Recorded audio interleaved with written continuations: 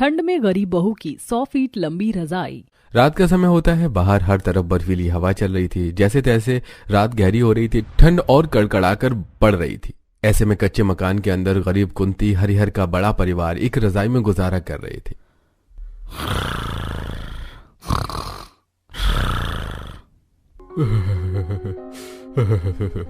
हे भगवान, आज तो दबाकर सर्दी हो रही है। अरे रजाई में भी सारा शरीर सिहर रहा है। ठंड से कांपते हुए हरिहर उठकर देखता है कि उसके ऊपर से रजाई हट चुकी है। अरे गजब हाल है। कसम से पता नहीं है लोग किस तरह से रजाई ओढ़ते हैं। हर बार मुझको उघार देते हैं। दिन भर कोल्हू के बैल की तरह भयंकर सर्दी में खटकर आओ और रात में ढंग से सोने को पूरा बिछोना ओढ़ना भी नहीं मिलता है। थरथराते हुए हरिहर अपनी रजाई अपनी तरफ खींचकर सो जाता है, जिससे अब टूटी खिड़की से अंदर आ रही ठंडी ठंडी हवा कुंती को लगती है, जिससे वो कुड़कुड़ाने लगती है। हे भगवान, इस बुढ़ऊ का धंधा पानी कितना ज्यादा खराब हो गया। जब देखो रात भर रजाई दबाकर सो जाता है। हाँ हाँ, खींच लो सारी रजाई। मेरे ओढ़ने को छोड़ना मत जरा भी। अरे भाग्यवान, है तो तुम्हारी तरफ भी रजाई। अरे मैंने सारी थोड़ी ली है। हाँ, जैसे कि रजाई तो तुमने 100 फीट जितनी लंबी चौड़ी भरवा रखी है, तो सब एक रजाई में एक साथ इकट्ठे सब लोग आराम से आ जाएंगे। अरे 5-6 फीट की रजाई है तो सबको ओढ़ने में तो छोटी पड़ेगी ही। अरे भाग्यवान, मैं तुम्हारे आगे हाथ जोड़ता हूँ, मुझे सो लेने दो। जब देखो खाली कलेश करती रहती हो। अरे और लो रजाई भी, तुम भी रख लो, मुझको नहीं ओढ़ना, इसी तरह सो जाऊंगा मैं। हरिहर हाथ पैर सिकोड़कर बिना रजाई के सो जाता है। तभी झगड़े की आवाज से घर के बाकी सदस्य भी बिस्तर में उठकर बैठ जाते हैं। कुंती भाभी, भाई साहब, क्या हो गया? आप दोनों झगड़ा क्यों कर रहे हैं? शोभा, मुझको झगड़ा करने का शौक थोड़ी चढ़ा है। एक तो वैसे ही मेरी नींद कितनी कच्ची है, जरा सी ठंड से नींद टूट जाती है, ऊपर से मुझे रजाई नहीं मिलती। दादाजी, आप दोनों ने आज फिर से रजाई को लेकर लड़ाई कर ली। सो जाइए, हमको कल सुबह स्कूल भी जाना है। दरअसल कुंती देवी का बड़ा परिवार, जिसमें 3 बेटे बहू, उनके बच्चे शोभा, कुंती, हरिहर और सुरेंद्र को मिलाकर कुल 13 लोग थे। ऐसे में जब रजाई एक और ओढ़ने वाले अनेक हों तो दिक्कत होगी। मजबूरी में सभी एक ही रजाई में गुजारा करने को मजबूर थे। ले ले ले ले ले मेरा मुन्ना, चुप हो जा। नीलम, शायद से मुन्ना ठंड से रो रहा है, उसे चादर में अच्छे से ढक लो, अभी गोद का बच्चा है वरना सर्दी लग जाएगी। शोभा खिड़की से बाहर के मौसम का हाल देखती है, जहां घनघोर ओस पड़ रही थी। ओहो, आज तो बड़ी ठंड है। ऐसे मौसम में बच्चे को सहेज कर रखना सबसे मुश्किल भरा है। अभी तो चढ़ते ठंड में सर्दी से इतना बुरा हाल है। अब की बार दिसंबर जनवरी में कड़कड़ा कर ठंड पड़े, उससे पहले घर के लिए एक और रजाई खरीद के ले आओ। कैसे भी इतने बड़े परिवार का एक रजाई में सोना नहीं होगा। माँ, इस वक्त सर्दी के मौसम के चलते काम बहुत ही मंदा चल रहा है। हम तीनों भाई घर का खर्चा भी बड़ी मुश्किल से चला रहे हैं। पिछले 1 हफ्ते से फैक्ट्री में ज्यादा काम भी नहीं निकल रहा है, इसलिए सेठ ने हमारी तनख्वाह भी रोक रखी है। थोड़े दिन और रुक जाइए, जैसे ही हमारे पास थोड़ी ज्यादा पैसे आएंगे तो हम रजाई खरीद कर ले आएंगे। फिलहाल के लिए अब रजाई पर चर्चा खत्म करके आप लोग सब सो जाइए। इस तरह रात काली करने का कोई फायदा नहीं है, सवेरे काम पर भी जाना है। मगर मनोहर भैया, इस एक रजाई में सब लोग नहीं आ पा रहे हैं। कावेरी भाभी, मुझे एक चादर बिछाने के लिए दे दीजिए, मैं साइड में बिस्तर लगाकर सो जाऊंगी, इससे बाकी लोगों को रजाई मिल जाएगी। नुपुर, तुम नीचे मत सो, क्योंकि तुम्हें सर्दी बहुत ही जल्दी लग जाती है। तुम्हारी जगह में मैं और सरिता जेठानी जी बिस्तर लगाकर सो जाएंगे। मगर कावेरी बहू, घर में ओढ़ना तो एक ही है, बगैर ओढ़ने के कैसे सो पाओगी? ठंड लग गई तो लेने के देने पड़ेगी। माँ जी, आप चिंता मत कीजिए, हम कोई ना कोई जुगाड़ कर लेंगे। कावेरी बिस्तर देखने लगती है, जहां कोने में एक फटी सी चटाई सहेज कर रखी हुई थी, जिसे उठाकर वो जमीन पर बिछा देती है। कावेरी, इस पतली सी चटाई से काम नहीं चलने वाला, हमें बिछाने के लिए कुछ और बिस्तर की जरूरत लगेगी, क्योंकि बाहर बहुत ज्यादा सर्दी हो रही है। इस सिंगल चटाई पर सोकर हमारी तबीयत भी खराब हो सकती है। जेठानी जी, घर में जितने भी एक्स्ट्रा बिस्तर थे, मैंने सारे बिस्तर हमारे परिवार वालों को सोने में लगा दिए हैं। अब एक सिंगल चादर भी नहीं है। एक तो वैसे ही ओढ़ने के लिए रजाई नहीं है, और अब तो बिस्तर पर बिछाने के लिए कुछ नहीं है। तभी सरिता घर के कोने में रखी जूट की बोरी देखती है, जिससे कि उसे जुगाड़ आता है। ये जूट के बोरे किस दिन काम आएंगे? इसी को चटाई के ऊपर और नीचे वाली सतह पर बिछाकर थोड़ा मोटा बिस्तर कर लेते हैं। ये जूट की बोरी काफी ज्यादा गर्म होती है, तो इसका बिस्तर लगाकर सोने में सर्दी भी नहीं लगेगी। क्या बात है जेठानी जी, मैं तो कभी कभी सोचती हूँ आपके दिमाग में 5G की स्पीड जितनी तेजी में जुगाड़ कहाँ से आ जाता है। हम जैसे मिडिल क्लास बहू को इस तरह के जुगाड़ आ ही जाते हैं। चलो अब जल्दी से बिस्तर करते हैं। बाप रे जेठानी जी, बोरी का बिस्तर 5 मिनट में ही कितनी बुरी तरीके से शरीर काटने लगा। पता चले रात भर इस बोरी बिस्तर पर सोना सुबह तक हमें भारी पड़ जाए और पूरे शरीर में खाज खुजली मच जाए। देवरानी जी तुम बिल्कुल सही कह रही हो, मुझे भी थोड़ी थोड़ी खाज मच रही है। ऐसा करते हैं, इसके ऊपर से अपनी साड़ी बिछाकर सो जाते हैं, नरम मुलायम है तो नींद आ जाएगी। दोनों अब डबल करके बिस्तर पर अपनी साड़ी बिछा देती हैं। पहले की तुलना में अब तो बिस्तर कुछ नरम मुलायम सा लग रहा है। ऐसा करो कावेरी, तुम अपनी साड़ी मत बिछाओ, इसे ओढ़ लेंगे। पर जेठानी जी, इस पतली सी साड़ी में ठंड थोड़ी भाग जाएगी। तो ठीक है, फिर जिस तरह हमने इस बोरी से बिस्तर का जुगाड़ लगाया है, रजाई का भी जुगाड़ बिठा लेते। साड़ी के ऊपर 5-6 बोरे साट लेते हैं। व्हाट एन आइडिया जेठानी जी। दोनों साड़ी के ऊपर से कुछ बोरों को साट कर सो जाती हैं, जिससे दोनों को थोड़ी बहुत गर्माहट का एहसास होता है। वैसे ही बोरी की रजाई तो काफी ज्यादा मात्रा में गर्माहट पैदा कर रही है। हाँ, लेकिन ये असली रजाई जितनी गर्माहट नहीं कर सकती। वैसे देखा जाए तो जितना लंबा चौड़ा हमारा ससुराल है, उसके हिसाब से तो ओढ़ने के लिए 20-25 फीट रजाई बनवानी पड़ेगी, तब जाकर बात बनेगी।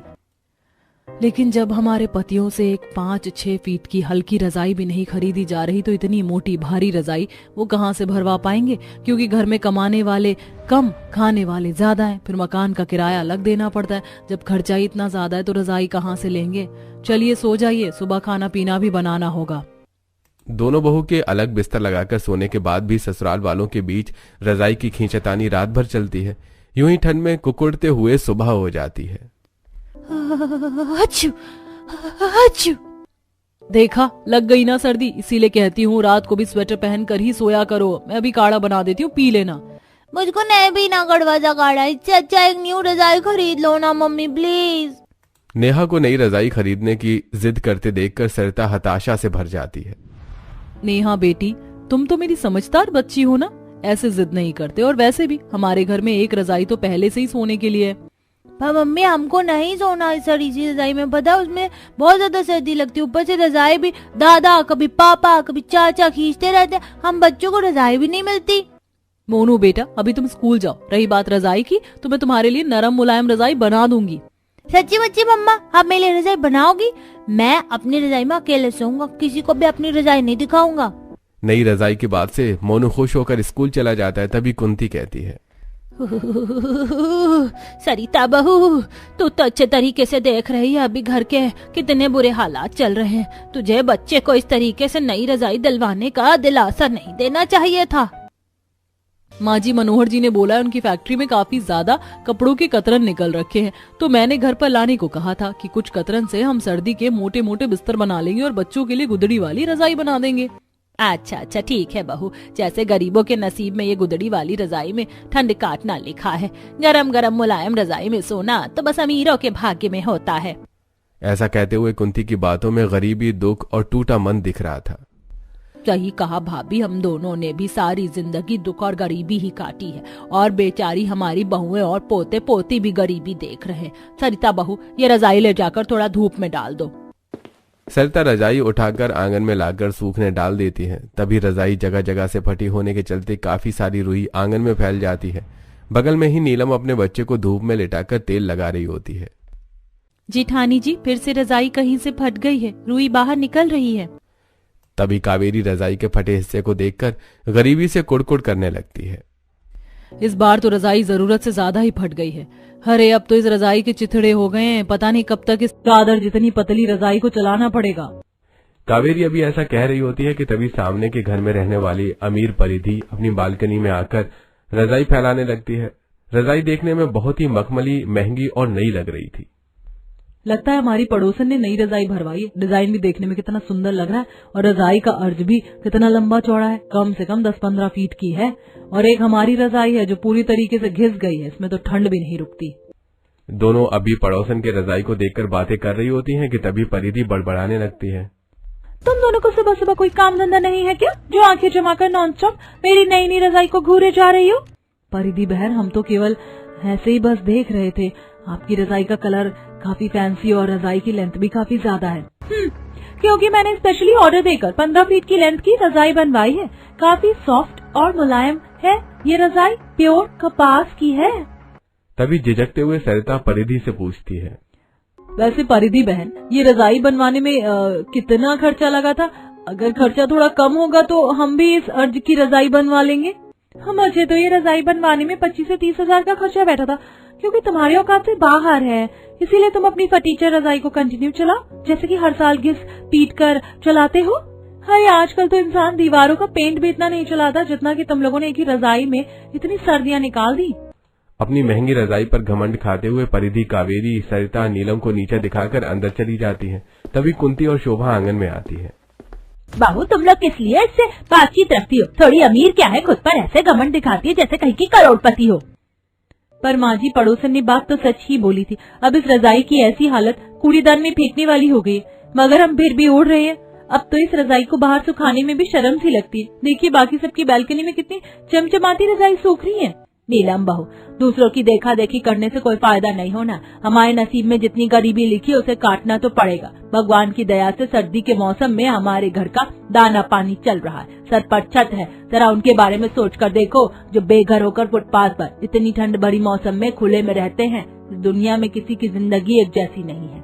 अगर कोई हमसे ज्यादा अमीर है तो कोई हमसे ज्यादा गरीब भी है, और हमेशा जिंदगी जीने के लिए अपने से गरीब को देखकर चलना चाहिए। शोभा की बातों में समाज के दबे कुचले गरीब वर्ग का 2 टाइम की रोटी कपड़ा जोड़ने का संघर्ष साफ दिख रहा था। समाज का एक कटाक्ष सच ये भी है कि इस जमाने में गरीब छोटे को और ज्यादा छोटा किया जाता है। इसी तरह से कुछ दिन बीत जाते हैं और ठंड चरम सीमा तक बढ़ जाती है, जिसकी वजह से दिन भर कोहरा छाया रहता, सादी बर्फीली हवाएं चलती रहती हैं। अरे आज तो हद से ज्यादा कोहरा छाया हुआ है।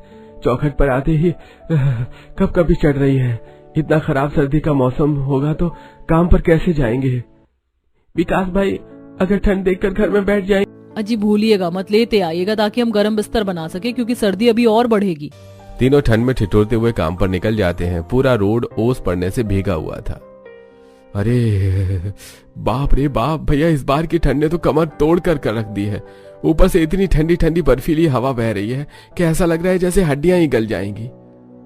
हाँ, सच में आज तो सर्दी से शरीर सिहर रहा है।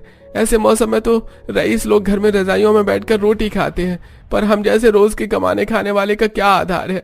हमको तो कमाने निकलना ही पड़ता है।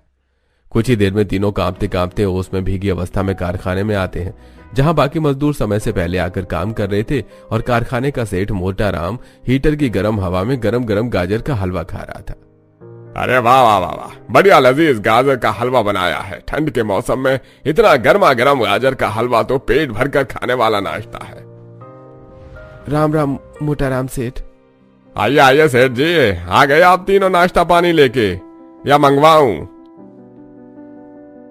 सेठ माफ करना, आज आने में थोड़ा लेट हो गया, लेकिन रास्ते पर काफी ज्यादा धुंध छाया हुआ था, इसलिए देर हो गई। अरे तुम तीनों ने रोज रोज लेट आने का धंधा पानी लगा दिया है। तुम्हारी देखा देखी कल को बाकी मजदूर भी लेट आएंगे तो हो गया कारखाने का बेड़ा गर्क। सेठ, तुम जब देखो गाली गलौज पर क्यों उतारू हो जाते हो? माना हम लेट आते हैं, लेकिन काम तो पूरा करके जाते हैं ना। अरे एक तो चोरी ऊपर से सीना चोरी, एक तो लेट आता है ऊपर से अकड़ के दिखाता है। अरे मनोहर, समझा ले अपने भाई को। सेठ आप गुस्सा मत करो, आइंदा से हम लेट नहीं आएंगे, टाइम पर आएंगे। कुछ ही देर में तीनों कपड़ों का माल तैयार करते हैं। देखते ही देखते छुट्टी का टाइम हो जाता है। सेठ, हमारे हिस्से का काम पूरा हमने कर लिया है, अब हम घर जा सकते हैं क्या? अरे काम तुम तीनों पूरी मेहनत और शिद्दत से करते हो, तुम्हारी इसी चीज से मैं खुश रहता हूँ। बस देर से मत आया करो, मुझे भी तुम्हें बार बार बोलना अच्छा नहीं लगता। हम समझ रहे हैं सेठ जी, वैसे भी जो फैक्ट्री से वेस्ट कपड़े की कतरन निकली है उसे हम घर ले जाएं? हाँ हाँ, अगर तुम्हारे किसी काम आ जाएगी तो ले जाओ, वरना मैं तो आज इसे कूड़े में ही फेंक देता। तीनों सारे कपड़े के नरम कतरन को बड़ी सी बोरी में डालकर अपने साथ घर ले आते हैं, जहां बच्चे रजाई ओढ़ने को लेकर छीनाछानी कर रहे थे। ओए सोनू के बच्चे, पूरी रजाई खुद दबा कर बैठे हुए, चल मुझको भी रजाई दे। नहीं, मैं नहीं दूंगा, मैंने पहले ओढ़ी थी रजाई। जैसे रजाई तूने खरीद रखी हो, चुपचाप से रजाई मुझको भी दे दे, वरना चाटा लगा दूंगी। तभी छीनाछानी में रजाई बीच से फट जाती है। हे भगवान, कितने शैतान बच्चे हैं, ले बैठे हैं रजाई को। मन तो कर रहा तीनों का गाल लाल कर दो। कुंती को गुस्से में देखकर तीनों बच्चे डर के मारे रजाई छोड़ देते हैं। दादी, सोनू के बच्चे ने रजाई को फाड़ा तब से छीन रहा था। कितनी झूठी और दम खुशबू दी। तो घर का खर्चा कैसे चलेगा? थोड़ी दूर ही जाना है, चल लेते हैं। भैया कम से कम स्वेटर तो पहन कर जाइए आप तीनों। बहन स्वेटर भी तो पहनने लायक नहीं बचा, इतने सारे छेद हो गए हैं कि ठंडी हवा लगती है। बेटा मैं तो कहती हूँ थोड़ा कोहरा कट जाने दो, तब आराम से जाना। अगर ठंड लग गई तो मुसीबत हो जाएगी। बेटा तेरी माँ सही कह रही है, थोड़ी देर रजाई में आकर बैठ जाओ, तब तक के लिए मौसम खुल जाएगा। तब तक बहू रोटी पानी बना लेगी तो गरम गरम खाकर चले जाना। हरिहर के बोलने पर तीनों रजाई में बैठ जाते हैं, मगर रजाई ओढ़ ओढ़ कर चादर जितनी पतली हो चुकी थी। ये रजाई भी बस नाम की रह गई है, ठंड तो इसमें भागती ही नहीं है। मगर बेटा इस ठंड में थोड़ा तो सोने का सहारा देता ही है। सर्दी की वजह से मुझको भी खेत की कटाई का काम नहीं मिल रहा, वरना थोड़े पैसे बन जाते तो एक कंबल खरीद कर ले आता। रजाई भरवाना तो बस में नहीं, रुई का दाम इतना ज्यादा बढ़ गया है कि हम जैसे 2 टाइम की रोटी कमाने खाने वाले के लिए तो रजाई खरीदना ख्वाब ही बन गई है। जब 9 मन तेल ही नहीं होगा तो राधा कहाँ से नाचेगी? तुम भी तो एक ही काम पर अटक कर रह गए हो, जैसे कि दुनिया में खेत की कटाई के अलावा और कोई दूसरा काम काज नहीं है।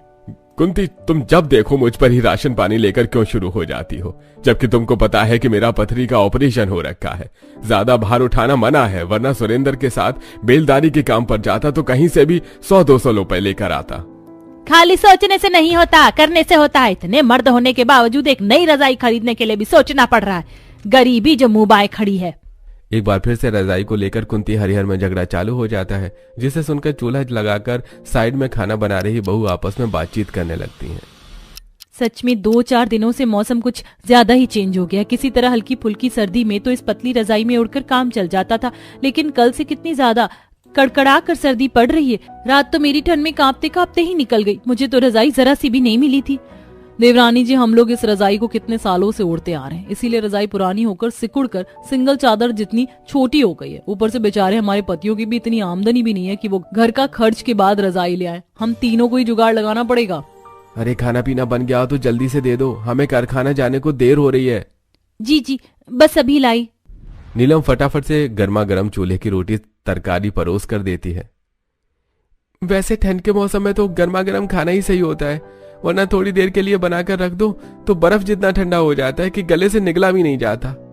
ओढ़ने के लिए नरम गरम रजाई ना सही, गरम गरम रोटी तो खाने को नसीब ही हो गई। इसी से थोड़ी बहुत शरीर में गर्माहट आ गई, काम पर जाया जा सकता है।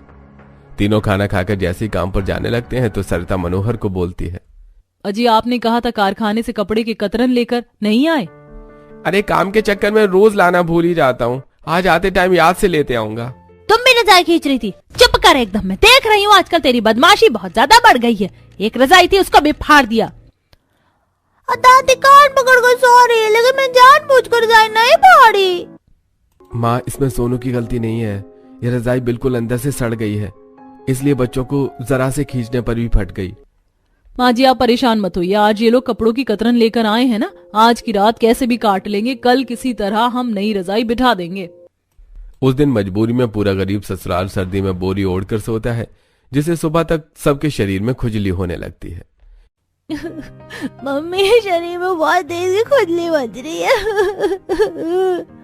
खुजली की वजह से बच्चों के शरीर से खून निकलता देख कावेरी की आंखों में आंसू आ जाते हैं। लगता है रात को बोरी ओढ़कर सोने से ही बच्चों को खुजली लग गई है। बच्चों की स्किन नाजुक होती है, जल्दी से खाना पीना बनाकर हम रजाई बनाना शुरू कर देंगे। धूप भी हल्की खिल रही है तो आंगन में रजाई बिठाएंगे। घर के अंदर तो जगह कम है तो रजाई ज्यादा फिट की नहीं बन पाएगी।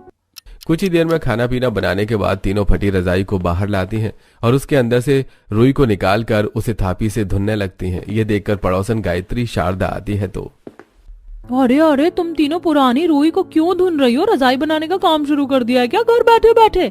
नहीं नहीं आंटी, वो हमारी रजाई फट गई है तो बस उसी की रुई से दोबारा से दूसरी रजाई तैयार कर रहे हैं।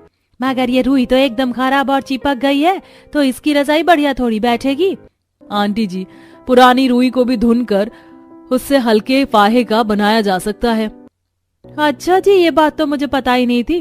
वैसे मैंने कुछ चादर और ठंड के कपड़े निकाल कर रखे हैं, तुम्हें चाहिए हो तो ले लेना। आंटी जी, अगर चादर आप हमें अभी दे देती तो हम सोच रहे थे थोड़ी ज्यादा फिट की लंबी रजाई बना लेते।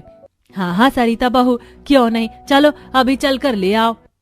सरिता शारदा के साथ उसके घर जाती है, जहां वो अपने मैट साइज गद्दे के डबल बेड से ज्यादा लंबे चौड़े साइज की सारी चादर कपड़े भी देती है, जिसे लेकर सरिता घर आती है। पड़ोसन गायत्री भी कहती है, वैसे मैंने भी कुछ पुरानी रजाई ऐसे ही तय करके रखी है जो कि मैं ओढ़ने में इस्तेमाल नहीं करती, तो अगर चाहिए हो तो ले आना। हाँ हाँ क्यों नहीं आंटी, अब दे दीजिएगा, उसकी रुई से हमारा काम बन जाएगा। वैसे तो कुंती का परिवार बहुत ही गरीब था, लेकिन पड़ोसियों के साथ उनका स्वभाव काफी ज्यादा अच्छा था, इसलिए पड़ोसी जहां तक हो सके उनकी मदद किया करते थे। अब तीनों बहुएं चादर को जोड़ जोड़ कर उसे सिलना शुरू करती हैं। शाम गुजरते गुजरते वो 40-50 फीट जितना लंबा चौड़ा कपड़ा तैयार कर लेती हैं। आज तो पूरा दिन ठंड में सुई चला चला कर मेरे तो हाथ झिनझिना से गए हैं। हम अगर खुशी इस बात की है कि हमने एक ही दिन में अपनी 100 फीट लंबी रजाई का काफी काम निकाल लिया। वैसे अब ओस पड़ना शुरू होगी, चलो सारा सामान उठाकर अंदर चलते हैं। शाम की धूप जाते ही ठंडी ठंडी हवा सनसनाती देखकर तीनों गरीब बहू अपनी रजाई का काम वहीं खत्म करके अब घर के अंदर आती हैं और पूरा परिवार रात में खाना खाता है।